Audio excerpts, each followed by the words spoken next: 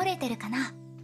Oshi no Ko's first episode finally dropped and it went hard. So hard that it sent everyone on the internet into a frenzy to go read the manga because honestly, who could wait to see what happens next weekly after that ending? And honestly, I can't blame them. So now, as a newly minted manga reader, I'm just kidding, I already read the manga. But as a manga reader, I'll just say this was a perfect way to go about adapting the prologue that just elevated what was already a strong hook and backstory into what felt like a beautifully self-contained movie, chronicling Ai Hoshino's life from the early stages of her pregnancy to her kids entering preschool. If you remove the reincarnation aspect, this still would have worked just as well as a completely dark and haunting illustration into the life of an idol. However, by adding this element of obsessed fans getting to become part of the world they admired from the outside allows for more direct commentary about the industry itself, which is really an underlying part of what made the first episode so fascinating. 芸能界を夢見るのはいいけど、芸能界に夢を見るのはよした方がいい。 For example, in the beginning we hear narration from the main character acknowledging that the world of idols is all a work of fiction that employs different techniques to create this perfect illusion.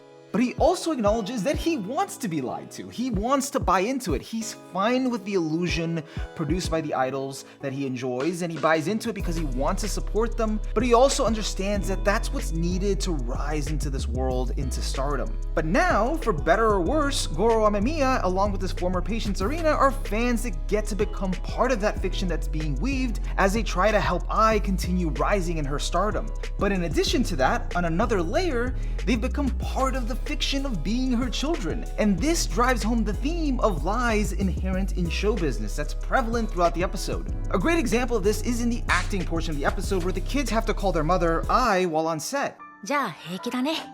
愛はアイドルとして一流だから。 Notice how much more natural it comes to Aqua to refer to her as Ai, and how his eyes just glow with confidence when referring to her skills. He still sees her as a fan rather than as a son, and that's a fitting reminder that him and Ruby aren't truly her kids. While Ruby has shamelessly leaned more into the role, Aqua has maintained a degree of separation as more of an onlooker. It's also worth noting that even though they're being raised by her now, the twins don't really know Ai outside of her idol persona. She keeps a facade even around those close to her, which we really don't get more insight into until right before she dies.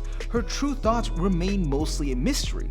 The only part that we get to know is that she was fabricating an image this whole time in hopes that it would become real and make her feel whole in the end. Thankfully, Ai's love in the end was genuine, but unfortunately the objects of her love, her children, weren't real, and that brings into question if it invalidates her love altogether. Personally, I don't really think it does, but it does go back and feed into this theme of buying into an illusion, of buying into something that isn't real, because what she loved were kids that weren't truly her kids. Would she have loved them just as much if she did know the truth? Probably not. So that beautifully feeds into this theme of fabrication, and I think this is where the story gets interesting, because deep down, Aqua and Ruby know they're fakes, but now they're left without a reason to keep up the act. But they have a choice of whether to carry on and embrace the role of being her kids and live happily until that lie hopefully becomes the truth, or never let go of the truth until justice is served out at the cost of their own potential happiness in this new life.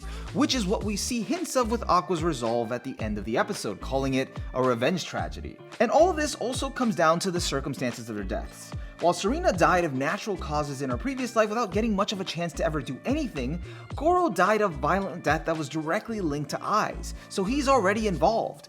Before that, he was just happy to get to be around Ai. He had no other real aspirations. He had a career that he was sort of okay with. So there's different motivations at play, which will make an interesting look for how each of them approaches the industry going forward in their new lives, and if they'll get in each other's way. While the reincarnation aspect might have not been needed to tell Ai's story, I think it helps to present and explore the nature of a fan's relationship with an entertainer, which was really brought to the forefront at the end of the episode as we saw Ruby just grappling with the ruthlessness of social media, just scoffing and brushing off Ai's death like it was nothing, like she was less than human. Having Ai's final moments with her children before her death be juxtaposed with the media's harsh criticism really brought home the depressing reality of the industry in a really powerful way. From an adaptation standpoint, it was amazingly well done. You could feel the rawness in Ruby's frustration, not just as a devoted fan, but as someone who really got to see Ai as just a flawed human that was just doing her best, which is something that the public will never know because as the show has made clear up until this point, that's not what they're interested in seeing in the first place. But at the same time, it's also just the nature of entertainment, and characters like the director are just resigned to it. You just have to play the game. But at the very least, I had two fans that never faulted her for that. And because of that, they're able to see beyond the facade that she created and maybe one day might be able to change the narrative themselves. The story has managed to place them in a very unique position, so I'm really excited to see how the rest is adapted going forward. Hopefully it stays on the same level. I'm not too worried because from the music video to this first episode, there's clearly a lot of love and care being put into this production, and the choice to put all of this content into the very first episode was really smart because honestly, it got everyone hooked right off the bat. But I'm gonna be real with you, if this anime tanks after this, I can at least say that it has one of the top episodes in anime history, without a doubt. There's an episode now that I can always point to right here in the year of our Lord 2023. I don't even have to go back in time to find the best first episodes. It's right here, baby! Right here! Anyways, guys, that's it for this video. Let me know what you think about the episode in the comments and subscribe if you haven't already. I'm OniMaru, and I'll catch you guys in the next one. Ciao.